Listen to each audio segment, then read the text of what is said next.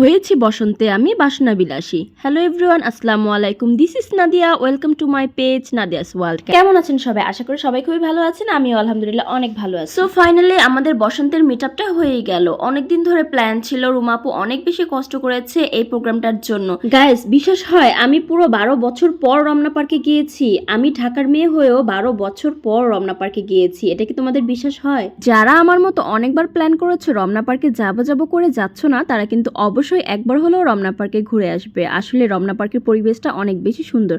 যারা প্রকৃতি প্রেমী আছো তারা কিন্তু অবশ্যই একবার হলেও ঘুরে আসবে। সো ফাইনালি আমরা সবাই মিলে একসাথে হয়েই গেলাম। দেখো, আমরা অনেক বেশি মজা করেছি। সবার হাতে ছিল সুন্দর সুন্দর ফুলের মালা। আর আমরা সবাই যেহেতু আমাদের ড্রেস কোড ছিল হলুদ থিম, বসন্ত তো চলে গিয়েছিল কিন্তু আমাদের মনের বসন্তে কিন্তু এখনো ছিল। আমরা একসাথে হলে অনেক বেশি আনন্দ করি। অনেক অনেক খাবারের আয়োজন ছিল, অনেক অনেক গিফটের আয়োজন ছিল। খুব সুন্দর একটা কেক স্পন্সর ছিল। কেকটা অনেক বেশি মজার ছিল, দেখতে যেমন সুন্দর ছিল খেতেও বেশ মজা ছিল। আর এক আপু আমাদের জন্য খুব মজা করে পাটিসাপটা পিঠে বানিয়ে নিয়ে এসেছিল। তো ফাইনালি খাওয়া দাওয়া শেষে আমরা একটু ভিডিও করে নিলাম। আমি একটু শিখছিলাম, খুব সিম্পলি আমি গিয়েছি, কারণ সবাই আমাকে অনেক বেশি জিজ্ঞেস করতেছিল কেন আমার মনটা এরকম খারাপ বা উদাসীন। তো যাই হোক, আমার শরীরটা একটু খারাপ ছিল, জ্বর ছিল প্রচণ্ড, আর ঠান্ডাও ছিল।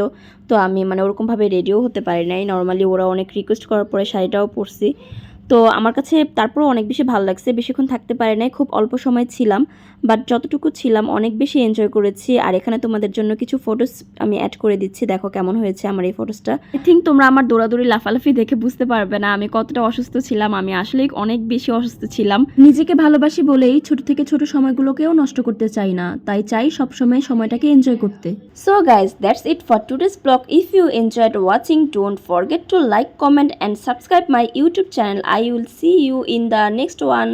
Allah Hafiz.